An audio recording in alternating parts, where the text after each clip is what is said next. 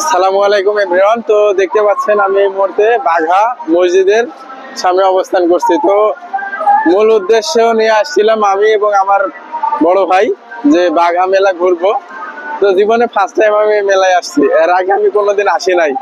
তো বাঘা মেলায় এসে আমি যেটা বুঝলাম যে এখানে ভালো মন মানসিকতার মানুষ কখনোই মেলাতে আসতে পারে না। তার কারণ হচ্ছে এখানে অনেক প্রকার বাজে সাউন্ড, মানে অনেক গান বাজনা বেশি। আর এটা কিন্তু একটা মসজিদ জায়গা, হ্যাঁ মসজিদ, যেটা সবচেয়ে পবিত্র জায়গা পৃথিবীর মধ্যে। এই জায়গার আশেপাশে যেরকম পরিস্থিতি দেখলাম, আর এখানে এসে এখানকার মানুষের মন মানসিকতা নিয়ে প্রশ্ন উঠছে যে একটা মসজিদের মতো জায়গায় এরা এভাবে এটা কিভাবে করতে পারে। মানে এটা তো মানে আল্লাহর মাধ্যম এই পৃথিবীতে সর্বশ্রেষ্ঠ জায়গা হচ্ছে মসজিদ।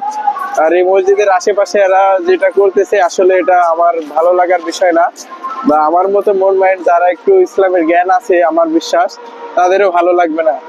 মানে আপনার সামান্যতম মনে করেন যে এক জায়গায় বক্স এলে এটা এনাফ ছিল, কিন্তু জায়গা জায়গা বিভিন্ন প্রকার হচ্ছে সাউন্ড বক্স দিয়ে এমন ভাবে বিষয়টা আপনি উন্মোচন করছে যে কারোই ভালো লাগবে না। বিকৃষ্ট সৃষ্টি হয়ে গেছে এখানে বিভিন্ন, মানে একটু পরপর বক্স যে যার মতো গান বাজাচ্ছে, যেটা আসলেই অনেক খারাপ লাগছে।